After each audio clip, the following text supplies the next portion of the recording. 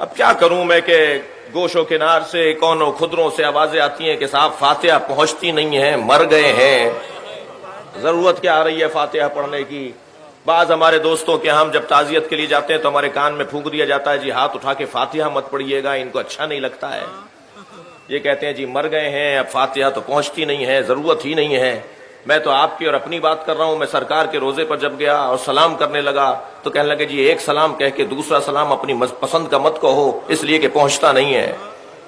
الجھنا شروع ہو گئے ہمارے ساتھ۔ باہر نکلا جنت البقیع کی طرف جاتے ہوئے، وہ جو صاحب مجھ سے بحث کر رہے تھے وہ مصری تھے، مصر سے آئے ہوئے تھے۔ گفتگو کچھ آگے بڑھی، میں نے کہا جی صلوات نہیں پہنچتی، سلام نہیں پہنچتا، کہنے لگے نہیں مر گئے، کوئی صلوات سلام نہیں پہنچتی۔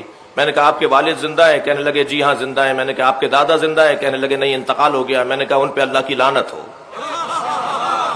ناراض ہو گئے مجھ سے، کہنے لگے آپ کو شرم نہیں آ رہی، میرے مرے ہوئے دادا پہ لعنت بھیج رہے ہیں۔ میں نے کہا لعنت پہنچ گئی، صلوات نہیں پہنچتی۔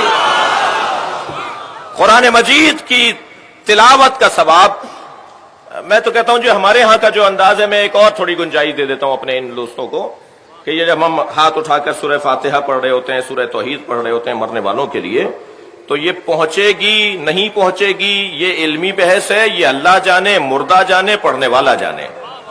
لیکن ہمارے ہاں کا انداز تعظیم ہے کسی مرنے والے کے لیے، اس پہ تو کم سے کم آ جاؤ، اتنی شدت تو نہ دکھاؤ کہ ہاتھوں کو اٹھنے نہیں دیتے۔ بھئی انداز ہے تعظیم کرنے کا، مرنے والے کی تعظیم کرنے کے لیے بیٹھے ہیں، اس کے قدردانی کے لیے جمع ہیں۔ اور اس سے بالاتر بات تو یہی ہے کہ ہم اللہ کو کریم مانتے ہیں اور اللہ سے اس کے کرم کا تقاضا کر رہے ہوتے ہیں ہاتھوں کو اٹھا کر۔ بہت سارے لوگ بہت ساری باتوں کو نہیں مانتے عزیزان گرامی، لیکن اللہ منوا دیتا ہے۔ تھکے ہوئے تو نہیں ہیں آپ حضرات؟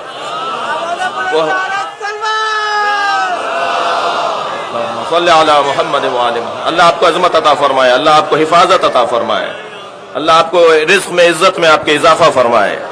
ایک ایک فرد جو ادھر بیٹھا ہے، جو آواز میری سن رہا ہے، اللہ اس کو اپنے حفظ و امان میں قرار دے۔ بہت سارے لوگ بہت ساری چیزوں کو مانتے نہیں ہیں مگر اللہ منوا دیتا ہے۔ آپ دیکھیے بہت سارے لوگ وسیلے کو مانتے نہیں ہیں مگر ہاتھ اٹھا کے دعا ضرور کر رہے ہوتے ہیں۔ یہ کیا ہے؟ وسیلہ نہیں ہے تو یہ کیا ہے؟ جب حضرت یوسف کو کنویں میں ڈال دیا نا ان کے بھائیوں نے، تو پکار رہے تھے یا اللہ میری مدد کر، یا اللہ میری مدد کر۔ جبریل نازل ہوئے، جبریل نے فرمایا ہے یوسف اگر تم بچنا چاہتے ہو تو ذرا اپنا ہاتھ پھیلاؤ اور اس پہ غور کرو، 5 انگلیاں ہیں، 14 بند ہیں۔ اللہ نے یہ پوری کائنات 5 اور 14 کی وجہ سے بنائی ہے۔ یہ اللہ نے بنایا ہے بھائی، یہ خود بخود نہیں بنی یہ چیزیں، اس میں رموز ہیں، نشانیاں ہیں، علامتیں ہیں، کچھ استعارے ہیں، کچھ کنائے ہیں، ان پہ غور کرو۔ نہیں مان رہے؟ قبروں پہ جانا بدعت ہے بھائی۔ اللہ آپ سب کو نبی کا مزار دکھائے اور اللہ آپ سب کو جنت البقیع وہ اجڑی ہوئی قبریں بھی دکھائے۔ اور آج کی اس مجلس میں یہ بھی سب دعا کر کے جائیں کہ ہماری آنکھوں کے سامنے وہ مزار بنے جو مزار 1924 میں گرائے گئے تھے، ابن بطوطہ کے سفر نامے میں لکھے ہوئے ہیں، ابن خلدون کے سفر نامے میں ان مزاروں کی تصویریں موجود ہیں۔ میں اس بحث پہ یہ میرا مضمون نہیں ہے کہ کیا، لیکن بہت سارے لوگ کہتے ہیں جی مزاروں پر نہیں جانا چاہیے اور مزارات پہ جانا بدعت ہے فلاں۔ میں ان سے شدت کو کم کرنے کی دعوت دے رہا ہوں، شدت کو کم کریں۔ یہ مزارات پر دھماکے کرنا، گرا دینا، ان کی بے حرمتی کرنا، اس میں ذرا شدت میں کمی لے کر آئیں۔ آپ نہیں مانتے مزار کو، اللہ منواتا ہے۔ مثال دینے جا رہا ہوں، خانہ کعبہ کا طواف کر کے آئے ابھی جناب مصطفیٰ صاحب، اللہ تمام حاجیوں کی عبادتوں کو قبول فرمائے۔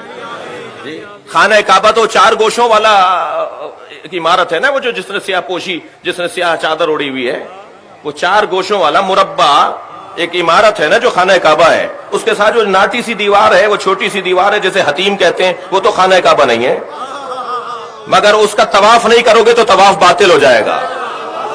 وہ ہاجرہ اور اسماعیل کی قبریں ہیں، قبریں مت مانو، میں طواف کرواؤں گا۔ تبرکات کا انکار کرنے والے، نیاز نظر کی مخالفت کرنے والے، سبیلوں کے خلاف بات کرنے والے زمزم ضرور لے کر آتے ہیں۔